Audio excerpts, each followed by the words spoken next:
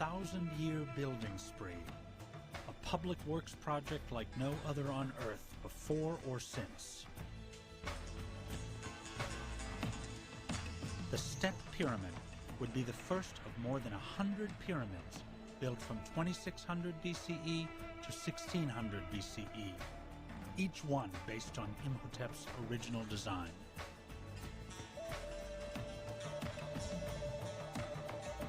Within a century of Imhotep's death, his step pyramid form evolved into a steeper stepped pyramid, then into a bent pyramid,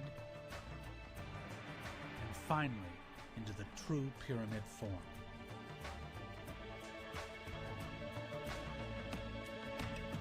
Within the same 100 years, pyramids grew in size from nearly 200 feet tall and 400 feet wide to almost 500 feet tall and 800 feet wide.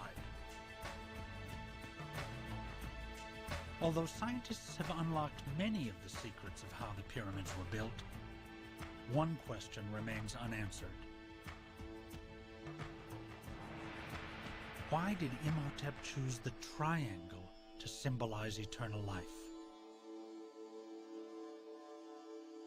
The answer may be hidden as a clue on the base of Djoser's statue. The text on the base reveals that one of Imhotep's titles was High Priest of Heliopolis.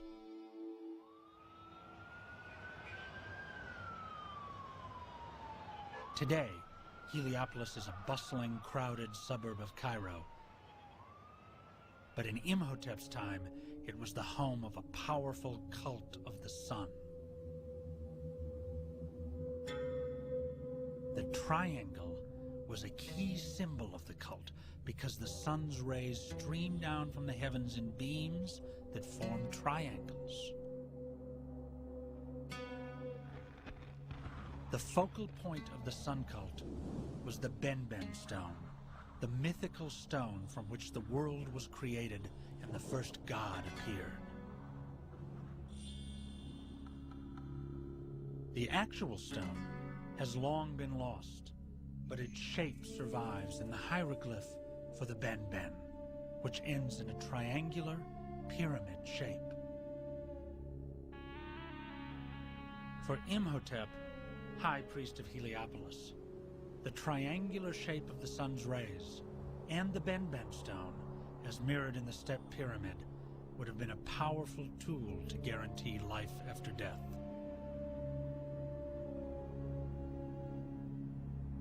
Egyptians built pyramids in the shape of a Benben, and also in the same time to be connected with the sun god. But the Benben also can be represented as the top of the pyramid. It is the symbol for the sun god Ra. It is the symbol of finishing the pyramid. It is the symbol of the king to be a god. Just a few hundred yards from the step pyramid, deep within the burial chamber of the pharaoh Yunus, is further evidence of what the pyramid meant to the ancient Egyptians. Covering the walls of the tomb are carved hieroglyphic writings called the pyramid texts. This guide to the afterlife instructs the king to climb a staircase to the heavens. There, the king would catch a ride with the sun god, Ra, to eternal life. For the ancient Egyptians, the step pyramid was literally a stairway to heaven. But Imhotep's plans for helping Pharaoh Djoser reach the afterlife were not limited to the exterior of the pyramid and the above-ground temple complex. His plans extended beneath the sands. Dr. Salima Ikram, a leading authority on ancient Egyptian burial practices, goes underground to shed light on Imhotep the mummy.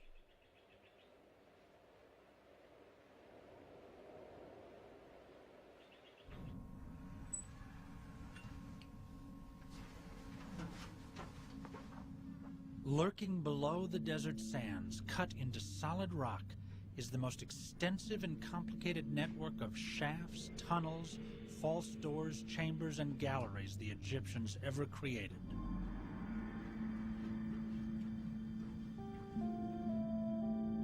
Three miles of underground corridors connect 400 subterranean rooms, filled with everything from food to art, gold, and jewels. Imhotep created an extensive maze of dead ends and false doors to lead grave robbers away from the great riches and the one object that caused the entire pyramid complex to be built, the burial chamber of the pharaoh. This is the final resting place of the Pharaoh Zoser of the Third Dynasty. Here there's a shaft that goes down for 90 feet, leading to a small granite burial chamber, which was closed by a granite plug, weighing 3.5 tons. Inside this chamber lay the sarcophagus, and inside the sarcophagus was a wooden coffin, which contained the mummy of the Pharaoh Zoser. It's here, at the bottom of Djoser's tomb shaft, where Imhotep the architect and Imhotep the doctor converge. As the king's vizier, Imhotep would have been in charge of building the burial shaft, and as high priest, he would have supervised Djoser's mummification. It's through the perfection of mummification that Imhotep would have gained an extraordinary knowledge of the workings of the human body.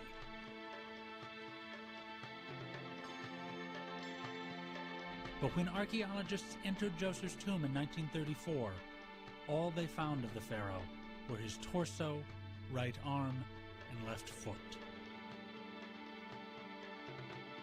If you look at the mummy, or the bits rather that are preserved, you can see the foot is beautifully preserved. It consists of linen bandages wrapped around the foot, and these are done in such great detail that you can see the toenails and indeed all the tendons of the foot.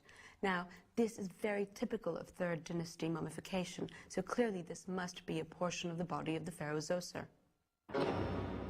200 years after Djoser's death, the process of mummification was nearly perfected, exemplified by this beautifully preserved 4,000-year-old mummy of Nefer. Not only is the body wrapped and the linen sculpted, but a new technique has been introduced: evisceration, the surgical removal of the body's internal organs.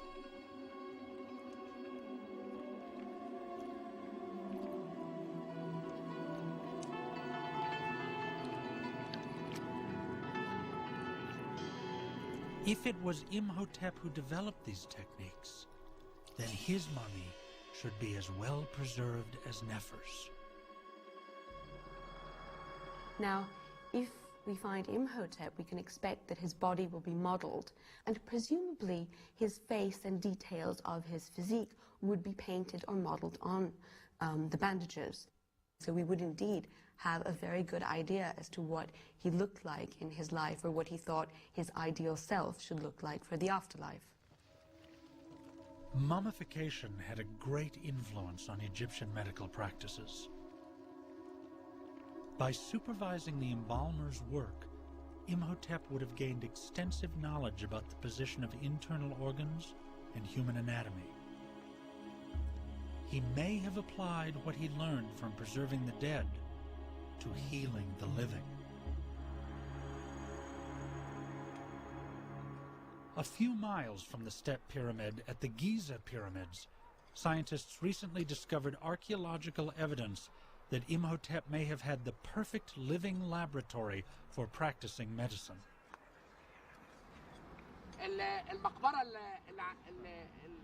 Dr. Zahi Hawass, one of Egypt's foremost archaeologists, made a spectacular find near the Great Pyramid at Giza in 1990.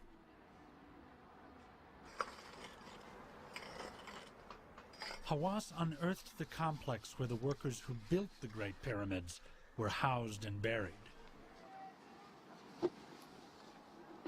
Hawass's excavation of the workers' village and cemetery is shedding new light on how the pyramids were built and changing old ideas about how the workers lived and died.